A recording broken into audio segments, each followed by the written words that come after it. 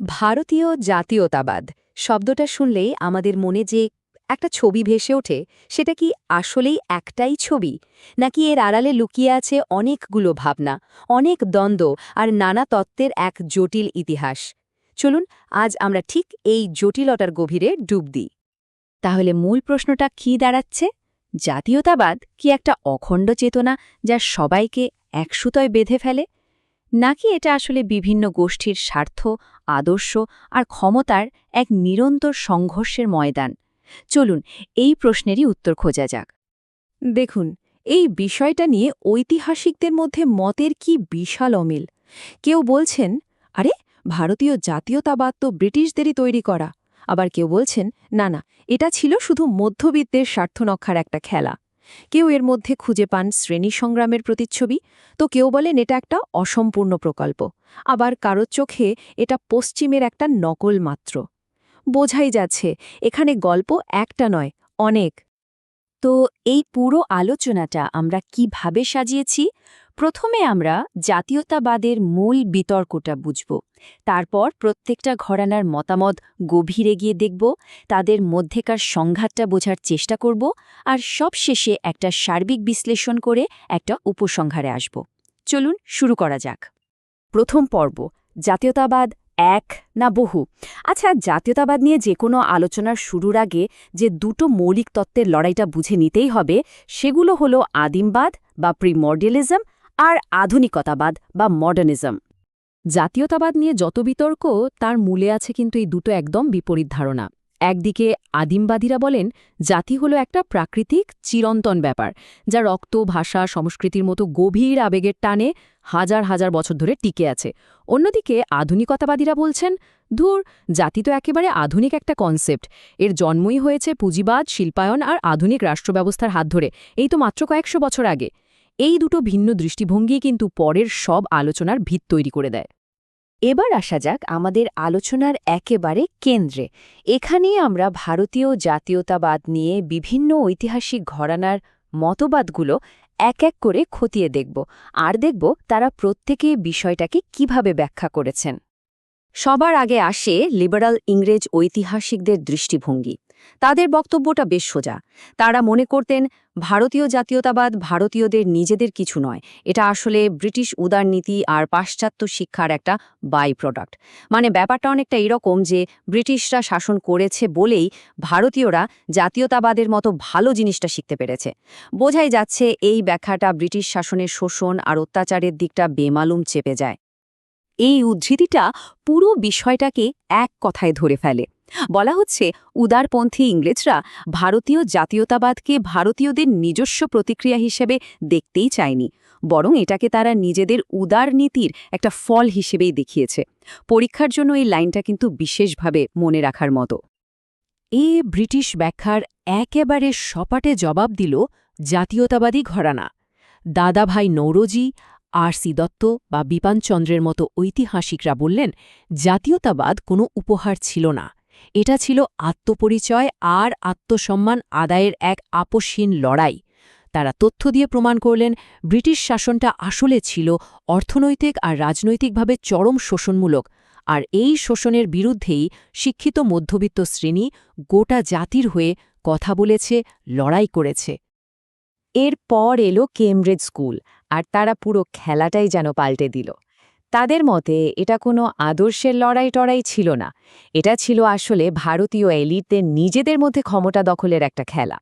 স্থানীয় নেতারা ব্রিটিশদের কৃপা পাওয়ার জন্য আর নিজেদের এলাকার সম্পদ বা পদের নিয়ন্ত্রণ ধরে রাখতে একে অপরের সঙ্গে নোংরা প্রতিযোগিতায় নেমেছিল আর জাতীয়তাবাদ ছিল সেই নোংরা খেলার ওপর একটা সুন্দর দেখতে চাদর মাত্র এখন চলুন মার্ক্সবাদী ঘরানার দিকে তাকানো যাক তাদের মূল কথাটা হল জাতীয়তাবাদ একটা বুর্জুয়া মতাদর্শ মানে কি মানে হল দেশের ধনিক শ্রেণী বা বুর্জুয়ারা এই জাতীয়তাবাদের ধারণাটাকে একটা অস্ত্র হিসেবে ব্যবহার করে তারা শ্রমিক কৃষককে বোঝায় দেখো আমাদের আসল সূত্র হল ওই বিদেশি শাসকরা এর ফলে কি হয় শ্রমিকরা তাদের আসল শোষক মানে দেশের ওই ধনী শ্রেণীর বিরুদ্ধে একজোট না হয়ে ওই বিদেশি শত্রুর বিরুদ্ধে একজোট হয় আর তাতে লাভটা হয় সে বুর্জুয়াদেরই তাদের শাসন টিকে থাকে কিন্তু মার্ক্সবাদীদের সবাই যে জাতীয়তাবাদকে এক চোখে দেখতেন তা কিন্তু নয়।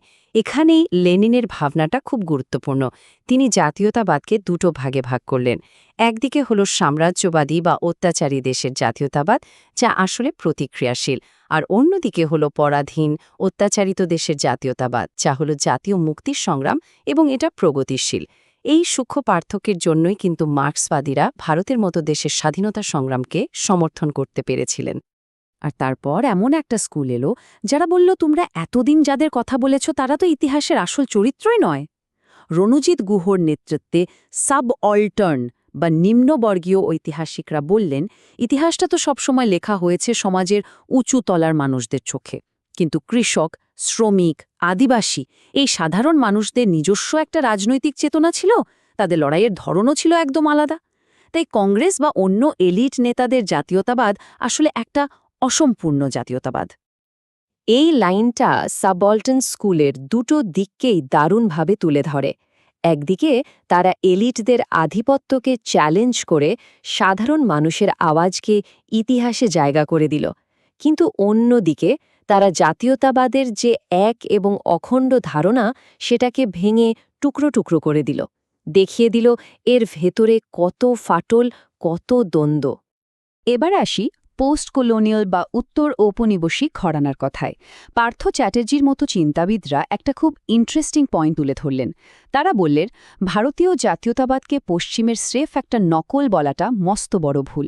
হ্যাঁ, এর ভাবনাটা হয়তো পশ্চিম থেকে এসেছে, কিন্তু এটা একটা ডেরিভেটিভ ডিসকোর্স, মানে এটা পশ্চিমের মডেলটাকে নিয়েছে কিন্তু নিজের মতো করে সৃজনশীলভাবে তাকে বদলে নিয়েছে। তাদের মতে আমাদের রাষ্ট্রীয় কাঠামোটা হয়তো আধুনিক বা পশ্চিমা ধাঁচের, কিন্তু আমাদের সংস্কৃতির জগৎটা সবসময় নিজের মতো করেই চলেছে, স্বায়ত্তশাসিত থেকেছে। এই কথাটা পোস্ট কলোনিয়ালদের মূল যুক্তিটাকে এক লাইনে বলে দেয়।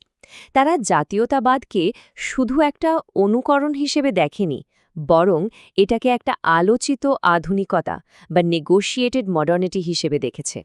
মানে ভারতীয় সমাজ পশ্চিমা আধুনিকতার সঙ্গে দর কষাকষি করে নিজের মতো করে একটা নতুন রূপ তৈরি করেছে।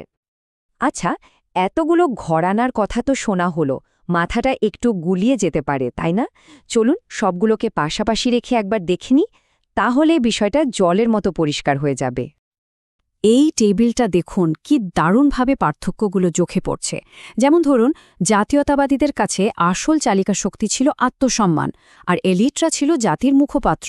কিন্তু মার্ক্সবাদীদের কাছে মূল চালিকা শক্তি হল শ্রেণী সংগ্রাম, আর এলিটরা হল বুর্জোয়া নেতা। আবার সাবঅল্টার্নরা বলছে আসল চালিকা শক্তি হল গণচেতনা, আর এলিটরা হল অত্যাচারী শাসক। আর পোস্ট কলোনিয়ালরা বলছে মূল বিষয় হল সাংস্কৃতিক স্বায়ত্তশাসন, যেখানে এলিটরা মধ্যস্থতাকারী। ব্রিটিশ শাসন নিয়েও তাদের দৃষ্টিভঙ্গি দেখুন একেবারে আলাদা। তাহলে প্রশ্ন আসে, এদের মধ্যে কে ঠিক? সত্যি বলতে কি, ব্যাপারটা অতটা সহজ নয়। আসলে প্রত্যেকটা তত্ত্বেরই কিছু দারুণ দিক আছে, আবার কিছু সীমাবদ্ধতাও রয়েছে। চলুন সেগুলোর একটা সার্বিক বিশ্লেষণ করা যাক।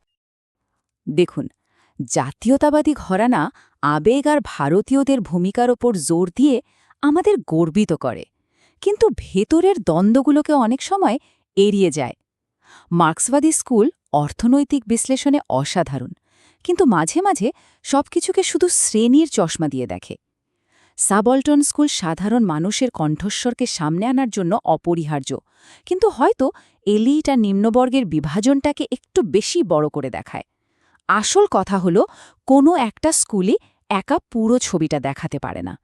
একটা সম্পূর্ণ চিত্র পেতে হলে আমাদের প্রত্যেকটা ঘরানার কাছ থেকে কিছু না কিছু নিতে হবে।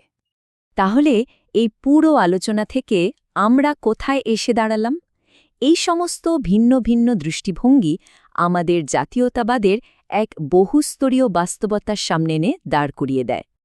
সুতরাং সবচেয়ে গুরুত্বপূর্ণ শিক্ষাটা হল, জাতীয়তাবাদ আসলে একটা গল্প নয়, এটা অনেকগুলো গল্পের সমষ্টি। এটি একটা বহুস্তরীয় আর বিতর্কিত প্রক্রিয়া, যার জন্ম হয়েছে মতাদর্শ, ক্ষমতা, শ্রেণী আর সংস্কৃতির মধ্যেকার নিরন্তর টানাপোড়েন থেকে। এটা কোনো থেমে থাকা জিনিস নয়, এটা একটা চলমান প্রক্রিয়া। আর যারা এমএ, নেট বা ইউপিএসসির মতো পরীক্ষার প্রস্তুতি নিচ্ছেন, তাদের জন্য এই বিভিন্ন ঐতিহাসিক ঘরানার দৃষ্টিভঙ্গি বোঝাটা যে কতটা জরুরি, তা আর বলার অপেক্ষা রাখে না। একটা সূক্ষ্ম আর ভালো নম্বর তোলার মতো উত্তর লিখতে গেলে এই সব কটা দৃষ্টিভঙ্গির গভীর জ্ঞান থাকা চাই। এটাই কিন্তু একটা সাধারণ উত্তর আর একটা অসাধারণ উত্তরের মধ্যে পার্থক্য গড়ে দেয়। তাহলে আমাদের যাত্রার শেষে আবার সেই প্রথম প্রশ্নটাই ফিরে আসছে।